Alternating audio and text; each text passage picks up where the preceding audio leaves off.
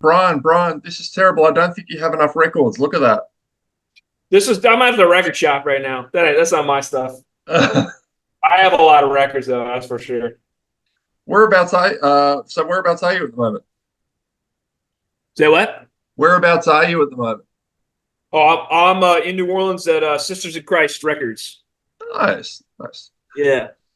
Do you still live in Baton Rouge? I'm the only one that never lived in Baton Rouge. I'm from a suburb of New Orleans called Metairie. I've always lived here. I lived in California for a year around Katrina, but I'm New Orleans born and raised. Uh, Pretty much everybody lives in New Orleans now, except our drummer lives in Chicago, which is like 14, 15 hours away. So if you weren't there for Katrina, does that mean you're the only person in Louisiana who doesn't have a Katrina war story? Well, I mean, I lived here up until Katrina, and I had to leave Ah, after it happened. But no, I mean, I don't. I mean, I lucked out. I don't have nothing bad happen. I lived on the second floor somewhere. Nothing happened to my house. It's fine that's for, fair. for me. Yeah, I'm very privileged in that Mate, respect. you guys are coming down here with Full of Hell, and I'd heard of Full of Hell, but I wasn't familiar with your band, so I checked you out, and the things that obviously you guys have been busy for a long time, but two tracks of yours absolutely floored me, and they were covers actually. Spin the Black Circle and Territorial Pissings absolutely knocked me on my ass. Like they are incredible. Oh, Uh, thanks, man. I hey, thought we did a bad job, but I thought we did a bad job on this. yeah, it's uh why those? I guess because you did an entire album of Nirvana covers in 2020. Is that Uh, is that well, correct? well, well, we've just done Nirvana covers on various records over the last like 15 plus years, and we just put them all together on that record. Okay. So we just had stuff that we just basically compiled from other, like, like a split with a band or something where we just and we did Robotic Empire used to did a series of like Nirvana tribute records. We did one for each of the LPs, and we were on all those. So we had a bunch of songs from that too. Yeah, the power that you've managed to convey just in that the second your vocals kick in, and it's the same with Spin the Black Circle. That bass is goddamn subterranean. It is just oh. Yeah. Is that Warwick? Say again. Is that Warwick bass that Mitch plays? The 311 bass. Oh, so good, mate. Do you have any plans for any more? Obviously, you're not afraid of a cover. So, do you have plans for anything more that you'd like to tackle? I think we're doing a Nine Inch Nails tribute that this label's putting out. We haven't learned the song yet, so there's that. We just did a Gorilla Biscuits cover for a Split Uniform. And then we've been talking about doing some Metallica covers for a while, but I don't know if we'll ever do it. Can you reveal what the Nine Inch Nails track is going to be? We're talking about doing "Suck" off of Broken, Hmm. but like Andy wants to get real out of the box with it, so he's trying to figure something out. But we haven't even started messing with it. We're supposed to record it before the end of the year, so I, soonish we'll have to get to it. I feel like Wish is a definite Yeah, contender.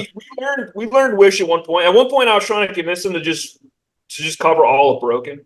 I mean, we Yeah, did Terrible Lie with the Body. Uh, I mean, I'd pretty much do anything off of Broken. Broken's my favorite Nine Inch Nails record. I love that record. yeah. So March of the You're looking at March of the Pigs at one point, but March of the Pigs is like a real weird. The timing of it's actually like kind of strange. yeah, We're not that good of a musicians. yeah.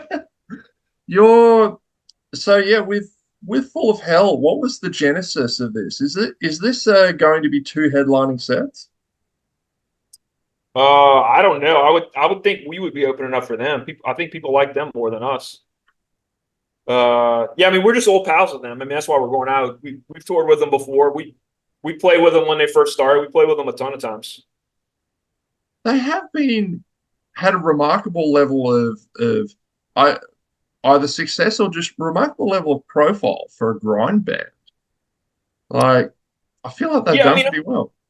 I think they pushed the envelope with their sound a lot. I mean, I feel like it's only like the middle of their lifespan so far that they've turned into sort of like grindy power violence band. Like when we first started playing with them, they were more of just like a kind of weird hardcore band, which is probably like my favorite era of them when they were like a real like weird maniacal hardcore band where they punch in the drums and doing all kinds of stupid stuff. Like I loved it. The power violence stuff is not so much my thing. The experimental stuff they do, I really like. But yeah, I mean, they did that thing with Merzbow and they've done all those records with the body and stuff. So Yeah. yeah, I don't know. They're young and good looking, and they're a TikTok band or whatever. Yeah, fair, fair. You can't compete with good looks. So, what are some of the biggest challenges of making umbilical?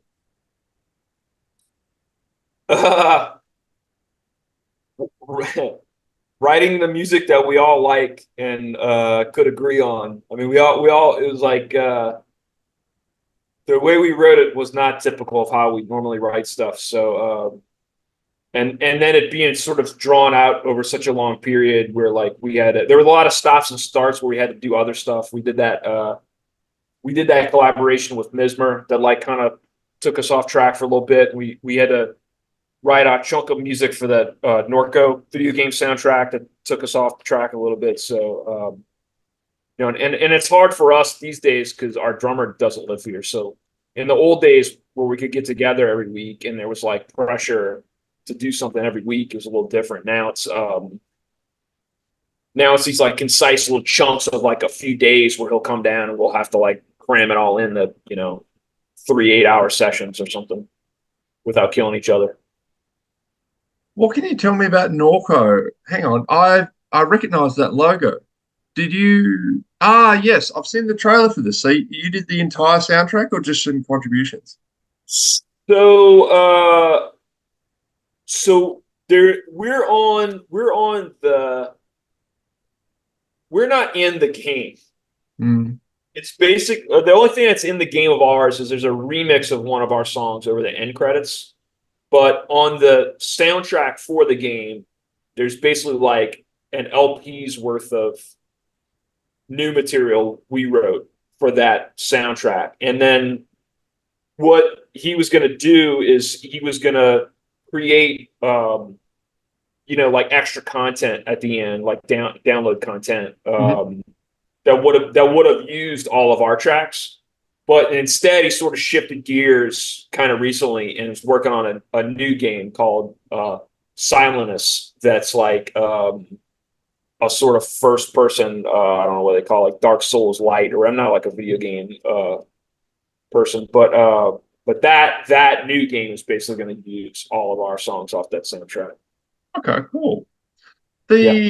The press shots for this album are deliberately obscured to the point where I'm thinking I should probably put some VHS static over this interview to keep you to keep in Yeah, theme. alter my voice too, please. Yeah, 100%. I'll just the whole thing up. It'll look great. What was the concept behind this? I mean, we just never do press photos, so we weren't even thinking about it. And then and it was sort of something where it kind of got put. I think Sacred Bones just thought we had stuff, and we just weren't even thinking about it. And then when they needed something, we sort of wrote a record about. We wrote a sort of like destruction of the ego, anti-hubris record, so it felt a bit disingenuous to like put out that record and then put out a bunch of pictures of us standing around. Yeah. Right, exactly. So and we don't like to do that anyway. Like the only press photo we've ever done, we press photos in the before Sicker Bones wouldn't even be us. We get other people to sit in, and we just use that as the press photo. And then when we did the one for Magus, there was like an idea and a concept, and it worked in tandem with a music video that we also had an idea for. So it was like these two things sort of playing off of each other. And this record also sort of has that. I just haven't finished the thing that needs to happen. It's a little, I don't want to get too into it, but it's like, it's a sort of ambitious thing that like I'm still working on. That'll hopefully see the light of day eventually. But, you know, there's like masks and all this stuff. And like, I'm waiting on other people who are working on it. You know, I'm sort of at their mercy. So we'll see. Thou have collaborated with several different artists over the years, you know, with various albums. So, like, yeah, not like one or two tracks. You've done entire albums with people, which I think is very cool. Um, is there a wish list of people that you'd love to work with, even if, for example, you're just like, there's no chance this person is ever going to want to work with us? I don't know. I mean, after the after the Mismer record and I don't know if we're gonna. I don't know. I don't know if we've even thought to do any more collaborative. There's like a secret Thou record that I've sort of been working on that like it's not quite a collaboration record, but it's like a sort of like in studio semi industrial record that me and our recording engineer James Witten have been working on off and on for like years now, where we've like gotten stuff from friends of ours and like worked it in with stuff that we were sort of working on or pieces from other recordings and stuff. So that might be the closest thing we get to another collaboration. I don't know. I mean, people keep asking us if we're going to do something with Full of Hell. I would probably, if we could come up with a good idea for something, I would do something with Full of Hell. Yeah, I don't know. I mean, we always kind of talked about Zola Jesus would be somebody really fun to do something with. We're friends with Kristen Hayter that did Lingua Ignota, and she would maybe be somebody we would do something with. Yeah, I don't know. I mean, I'm like happy that we're getting along as a band and still can be in a same room with just the five of us now. So adding in more people just seems hopeless. Ah, that's a totally fair thing to do. A lot of bands do not last, so mate, take care of yourselves first and foremost. Mate, you've never toured Australia before. What impressions do you have of this country? I don't know. I mean, yeah, really just the stuff I've seen in New Zealand with Lord of the Rings, I guess. Uh, yeah, I don't know. I'm just excited to come and check it out. Get out of the city a little bit, hopefully, and see some nature would be nice. I'm still holding out that we can get Perth on the list. I want to dip my toes in the Indian Ocean. Yeah, I don't know. I'm excited about meeting new people, seeing stuff I've never seen before. Yeah, man. It's hard for us to get out of the country these days, so like I'm definitely excited about going somewhere we've never been for sure. Awesome. Mate, I cannot wait for the show. I am 6'7", so you will see me in the crowd, and I look forward to you screaming in my face and giving me even more hearing damage than I already have. So, yeah, Where man, are you? I'm in Brisbane. I will be seeing you Okay, at the bright side. nice. Yeah, Beginning man. it. To see it's nice and fresh. Yeah, dude. Yeah, it's the first. Is that the first one of the tour? I think so, but I think we have like a day off when we first get there, so it's not too bad. Yeah, you'll be able to survive the world's worst plane ride to get here. Fine. All right, mate. Be good to yourself, and I'll see you All soon. right.